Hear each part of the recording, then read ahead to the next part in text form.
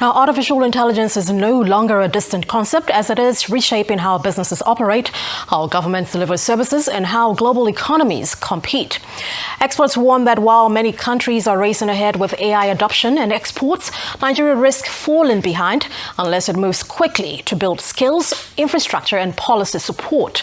Now, as the world shifts from oil to algorithms, a key question now emerges. Can AI become Nigeria's next major export? Or will the country miss another technology wave? Joining me now to discuss this in more detail is a digital transformation coach, Adeoye Abodunrin. David, it's a pleasure to have you on the Global Business Report. Good afternoon. Good afternoon, and thank you for having me. You're most welcome. Well, let's begin with your publication, Fintech Black Box, which I want to learn a bit more about as well. Let's begin with that. Just tell us a little bit about it. All right. The Fintech Black Box is a book that I wrote out of my research about what we are seeing in fintech all over the world. I was just researching. I'm a futurist. I look into the future, try to understand what the trend would look like, what the world would look like. And I was studying finance. Why finance?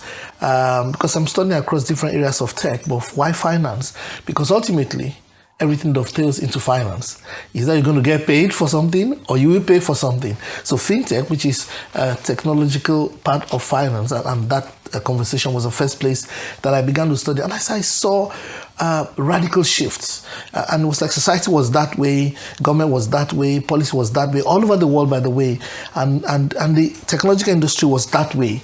And I saw there was no bridge, and so that's what prompted Black Box, because there was a gap, and those gaps will make us more vulnerable. Those gaps were going to make the whole of humanity very, very prone to some disasters. And so that's why I wrote the book, to help us see those gray areas. And I'm very glad that some of the things I said in the book are beginning to take shape in Nigeria and all over the world. In fact, I'm so excited about Nigerian adaptability from a policy perspective, because what simply happened was that Nigeria responded very fast. And I'm excited at that response. So Fintech Black Box, the book everyone should get. And because we're in a time where all over the world you can become the richest possible, because technology is advancing and making things very easy, and the frontiers of wealth and how money is being governed for the first time is moving out of the hand of the traditional oligarchs of the financial sectors of the earth. So power is going more to the people, and the new power structures can make many more persons prosperous and make economies of the earth more inclusive, right, in quotes. And financial health will now be better if people can take advantage and know where the doors are. Right, all the ifs you need to know, basically. Very insightful, undoubtedly. And it's also quite apparent that, going by this publication, that your position is one of that, the fact that AI is not the future of work, but in fact, merely the present. Yes. Could you just shed some more light on this? Well, the future is very interesting. Everybody's running after AI as if AI itself were the end. It's not the end. It's going to create new human beings, for example, and human intelligence and artificial intelligence will mix a certain way and create new futures. All I'm saying is AI itself is not the future, but it's a very strong tool that will show us, that will crystallize how the future will emerge.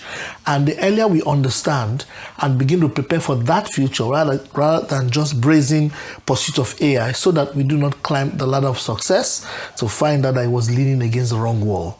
So making that delineation to know AI itself is not the future is just one of the constituent elements, a very pivotal factor, by the way, that will show us how the future will be. Those who can see that subtle difference, we own the future and become far more prosperous. Right. Now, that word emerge, let's just take a pause on that. So because we see many policymakers, of course, speaking of artificial intelligence as an emerging trend, would you say that there is still a poor grasp of just how fast it is changing work currently? Yes, there's a very, very poor grasp of it.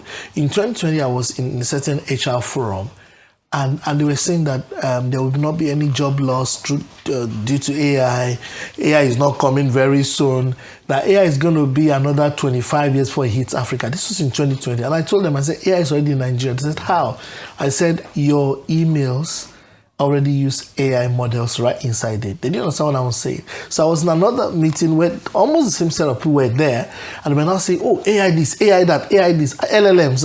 I was just laughing. I said, but you guys told me 5 years ago that we're not going to have deep conversations around AI, and it was not a threat yet. Now, life is moving at what we call arithmetic progression, meaning 1, 2, 3, 4, while AI is moving at geometric progressions, things like 2, 4, 2, 4, 8. After 8, you go to 8 times 8 is 64. Now, you see the gap in between that second set, mathematicians know what I'm talking about, is slightly very explosive. That's how AI is moving. Things are changing very fast. And I can give you examples. In the media world, there used to be people who were writers, who would write for hours to craft for example, 32 episode movie script. In the yesteryears, as maybe 2019, 2020, probably you have to sit down, have a script conference with one enter key. It's done. That's just what we're talking about. So that leap, and today you can now have different sides of the story under microseconds. That is the kind of progression that AI can give. And we're just at the beginning phase of understanding the meaning of that practically, so that we can create a new future for ourselves and not be on the side of the job loss or redundancy. Right. Amazing, isn't it? And we're playing a lot of catch up. But who's paying the price? Who suffers the most from Nigeria's slow adoption of AI? Is it the graduates, SMEs, public sector workforce? Who? The whole of Nigeria, the economy first. The potential to become what we could become, first of all, is a big issue. Number two, are the young Nigerians. For the first time, not for the first time, but this generation of Nigerians contain the highest amount of young persons who have ability. They are very agile. They got capacity. Now, those young people are being trained en masse for job roles that not only don't exist, they will not even exist. We have how many degrees in Nigeria today and how many certifications in Nigeria today in terms of indigenous ones are preparing people for the current fields of job. So if people cannot earn money because there are no skill sets that is needed in society and town now, society is this way and then the skill sets are that way. Where is the meeting? And these are the young people who are going to live in that preferred future.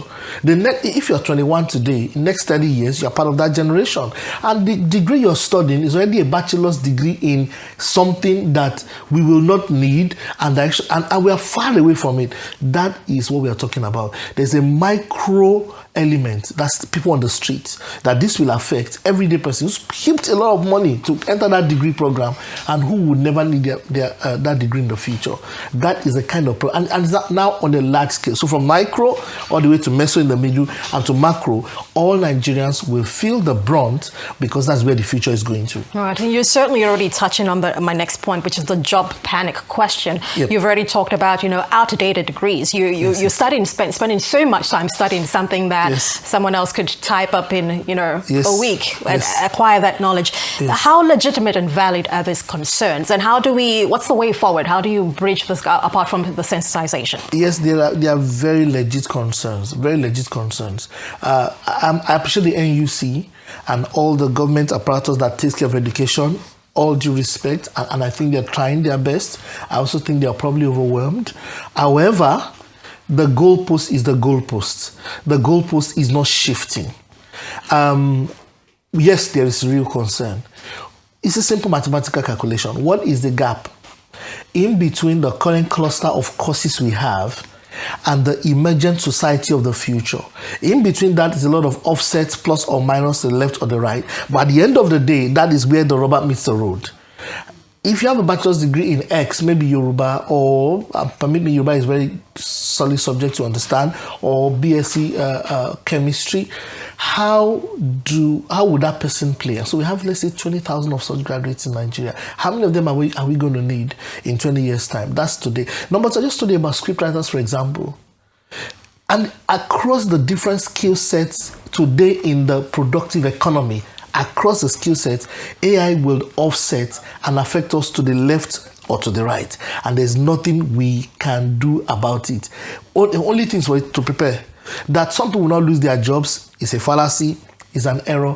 However, there's much more to gain if we collectively pool the energy. So the concerns are very legitimate, and a lot of people will be caught in the middle, and they will start responding as we respond as Africans. We pray, we personalize the problem, we do all sorts. No, it's an economic issue that everybody needs to quickly work on, especially at very advanced and bigger macroeconomic levels. Right, so certainly not a fallacy, but a real wake-up call. Oh, it's a very big I really call. wish we had a lot more time to get into this because of the very, very cogent issues there. But David, I want to thank you so much for joining us this afternoon. We've unfortunately run out of time, but we hope to see you again very soon. Thank you so much. Many thanks. You're watching.